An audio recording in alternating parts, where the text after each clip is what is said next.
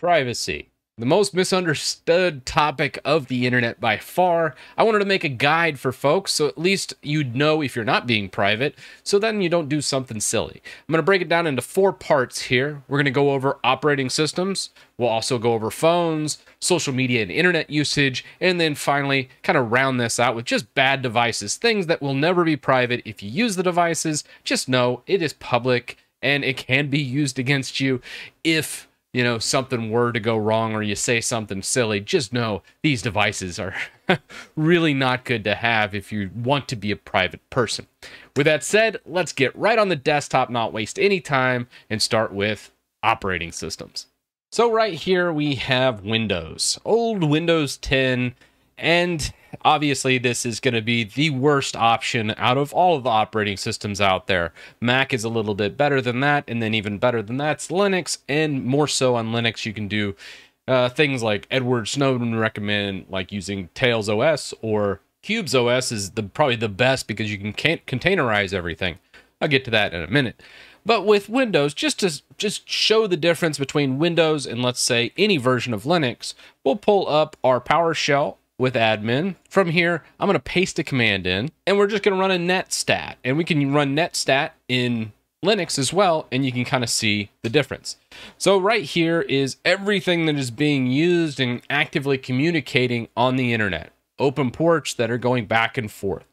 So let's scroll up here. Each one is an open port. Starts off with 135, which I want to say that's like DNS 445 with RPC. This is 2 ports. You have CDP, which is a cryptographic service that is Windows. You have 5 ports open.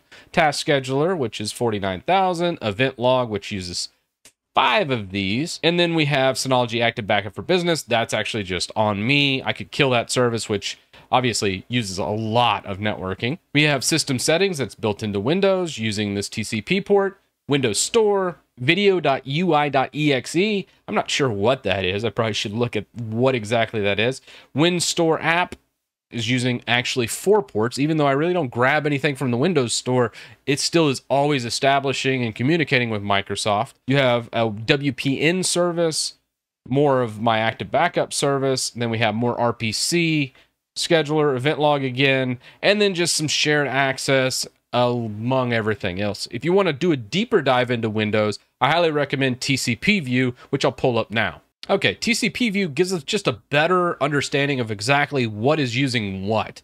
And you can get a better breakdown of each port by number, and you can see what all's happening. Scrolling down here, we're going to get more into the actual built-in services, and you got your SVC hosts here. Those are all Windows processes. We have Brave browser open, which I'll go ahead and close out, which will kill a lot of processes. Any kind of web browser out there, we'll get into those in a little bit too. It's going to establish a ton of different things, and it definitely is very hard to be secure and private with a web browser, but not impossible. So more SVC host here to finish things out. This is actually pretty cleaned up. Looking at all these services, I would say most people have other services like Asus motherboard. I went out to pretty big lengths to make sure I stamp out that one. I have Razer hardware, which if you use the actual Razer software with it, it establishes a ton of ports. NVIDIA, that one is also has a lot of telemetry and talks a lot with NVIDIA, which is from a hardware basis. So if you install NVIDIA on Windows, I did a video, I'll link it above, how to install NVIDIA without using the official installer, which will basically kill all the NVIDIA processes as well, which is really nice. Now with that said, let's go ahead and reboot this and get into our Linux install. All right, now on our Linux install here, let's do a netstat and grep listen. And I'm just going to look up, scroll back to the beginning here.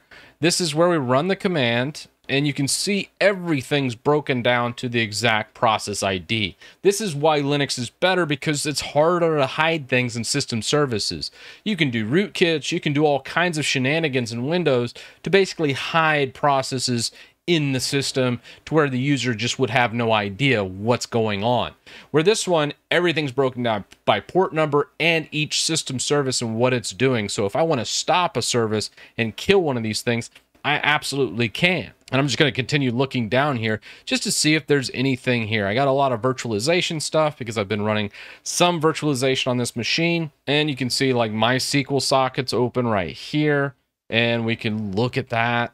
You can just have so much more control. On top of this, you can do more things with the OS when it comes to Linux, such as running Tails OS, where it's not a persistent OS, meaning everything you do on the OS, as soon as you reboot the computer, it all lives in memory, or you turn off the computer, everything that was happening was just completely lost because it's not persistent, meaning it doesn't save anything, which is really nice for privacy and security purposes. In CubesOS, I'd get into a little bit more, but basically what CubesOS is containerized VMs. So you'd have like a virtual machine, and from that virtual machine, which I think I have like a Windows 10, I could launch this, and typically you would do 3 or 4 instances of whether it's Windows or Linux, and you could have different instances for different things. So there is no possibility of crosstalk or cross communication, which brings us to browsers. And if you're interested in CubesOS a little more, I'll go ahead and link my tutorial playlist for CubesOS up top, because it's a pretty in-depth thing. Definitely not for the faint of heart. If you're not tech savvy, don't do CubesOS. You're going to have a nightmare experience. For those that aren't tech savvy, Tails OS is very, very easy and very secure for the noobs out there that just don't want to get their feet wet in the technicals. So when it comes to browsers, well, let's talk a little bit about web browsers. Is there a web browser I recommend more than others when it comes to security and privacy? I would say Tor browser is probably the best for security. It's not a great experience. I don't necessarily like using Tor, and since I'm a kind of a public figure anyways, my chances of security and privacy are sailed long ago. But I at least want to talk about Tor if you're really concerned about privacy, or let's say you're a journalist in China or something like that, and you wanted to get your word out or browse the internet or do research. Tor would be a good way, maybe coupled with some other things to hide your tracks. But from browser perspective, Tor would probably be the best. My browser of choice is Brave browser. I love Brave browser. It's more privacy and security focused than pretty much the rest of them.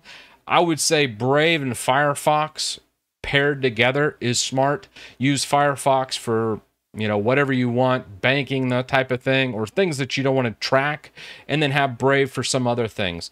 I would say choose one and use that for your more sensitive stuff, and never ever cross-contaminate with other browsers. So having multiple browsers can be a boon, but for me, I mainly just stick to Brave just for consistency and sanity's sake. But to clarify, there's no good private browser when it comes to web browsing these days.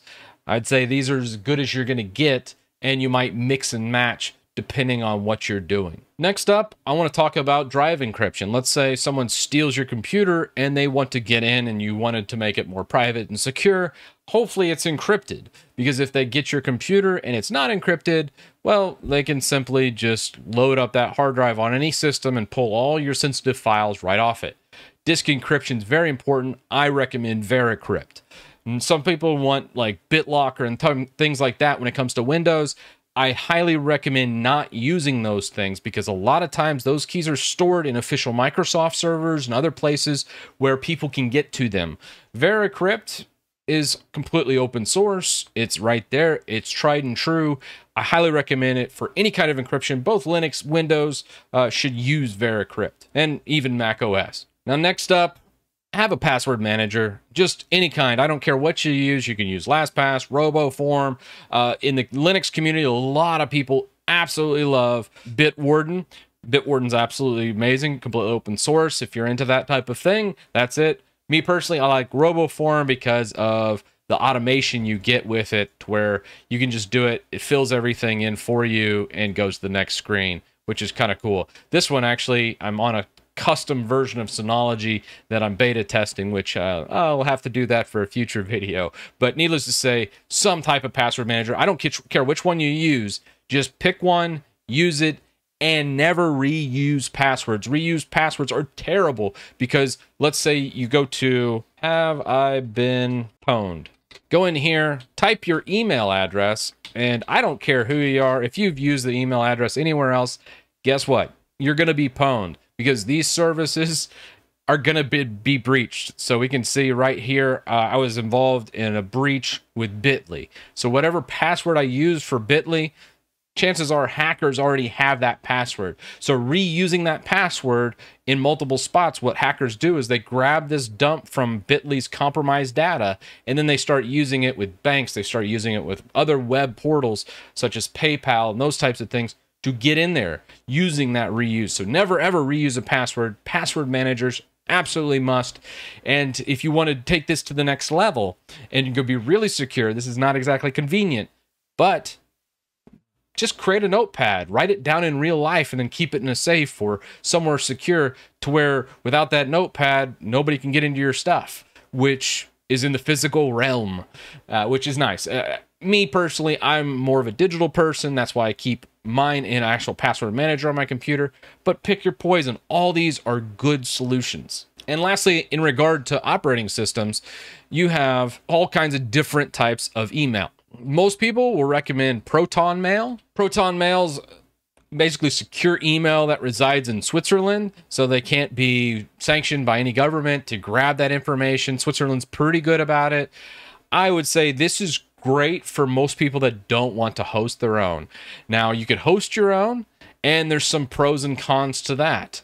I think Proton Mail probably could be compromised by a gifted hacker, which is good. But at the same time, your home server or a server you stand up could also be compromised. It just depends on what you want to do. Me personally, I would rather host my own than trust another entity. But if I was going to pick one person to host my email with, it'd probably be Proton Mail. Hashtag not sponsored. Maybe one day they'll sponsor a video from me. But Proton Mail is probably the best email host out there that's widely accepted. And their interface isn't horrible. They've improved it a lot over the years. Now let's move into the physical realm, the old phone. This is something that, well, these are the worst when it comes to security and privacy. When it comes to Apple and Android, very easy to basically track us. So be very cognizant of when using your phone. If you want to look into a secure and private option for this, I've done an entire video series on Graphene OS. I'll put it up here. That's for the Google Pixel phones, but you could also do Calyx OS. And this is another one that has a little bit more. I would say if you're going to buy a phone, I'd recommend a Google Pixel, or a OnePlus would be another good one, but you can look at what devices are capable of this on here. You need an unlocked phone, something where you can get to the bootloader, of course, but you can get rid of Google, you can get rid of all these things and actually have good security. Not great, but at least good security. And when you're dealing with phones, if you want to get away from Google completely, you're going to lose a lot of features, which kind of sucks. But there is something called micro G that gives misinformation. Sometimes you can't get away from these services, or let's say you just don't want to give up that rich feature set that Google provides. You could always go something like the micro G project. It basically allows you to use Google's proprietary stuff, their apps, their libraries, but it basically gives them a bunch of bad information.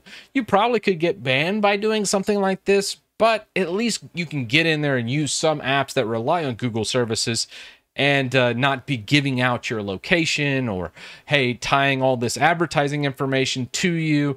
It's a great option for if you do want to use this and continue using your Google phone. Apple phones are getting better with privacy. That's like their huge marketing shtick right now, and that's great, but I think Apple has ulterior motives for this. And the motives that Apple has when it comes to being private. They're doing this because I think there's a big portion of the population that cares about privacy. And what Apple's, I don't think, telling folks is they're the only ones with your data. They're the only ones with the things you search and browse. And if you're okay with that, then that's not terrible. But at the same time, you're still giving up your privacy to one company instead of 30 or 40 companies. It's definitely the lesser of evils, but me personally, I'm not a big Apple fanboy. I really don't trust Apple in the long term. There's a reason why they have over $1 trillion in the bank.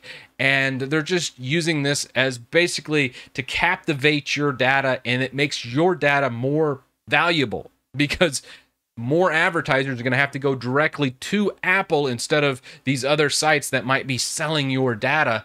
And now Apple is just increasing their money by giving you privacy. So that's why Apple's doing it. It makes your data more valuable. Maybe it makes you a little bit more private and secure. It does, as much as I don't want to admit that, but it's a good business practice for Apple because they're able to monetize you easier and you're worth more money to them now. And I totally think Google's going to follow suit here too. So don't take this as a, hey, Google's better than Apple. No, Google's worse than Apple when it comes to privacy and security. And I think they're going to follow Apple's lead here and go, oh, we should limit everything. And in that browser realm I talked about earlier, they're doing this. They're actually limiting it. And how they're limiting it is in 2022 or 2023, I think it is, they're removing all third-party cookies from the Chrome browser, and almost everything's based on Chromium. So that means Google will then also have this same kind of private business model where they're making your data more profitable for them and then shutting out the competition. It just basically increases the monopoly we see in the big tech space. So this brings us to our third major pillar of privacy, and that's social media and internet usage. And this is one that's very hard for folks. Let's say you get the right OS, you get the right phone system, you get that right setup going. Where everybody now fails is just how they use their internet and also how they interact with social media. If you're going to get on YouTube and Facebook and all these other ones, well, you're just throwing your privacy away. I use these services. Obviously, you're watching it on probably one of these services, but you should probably be looking into some kind of alternative or cutting this usage down or sandboxing it into something else to where if you are using it, only use it one specific browser, or better yet, only use it in one virtual machine to where that data doesn't infect the rest of your computer.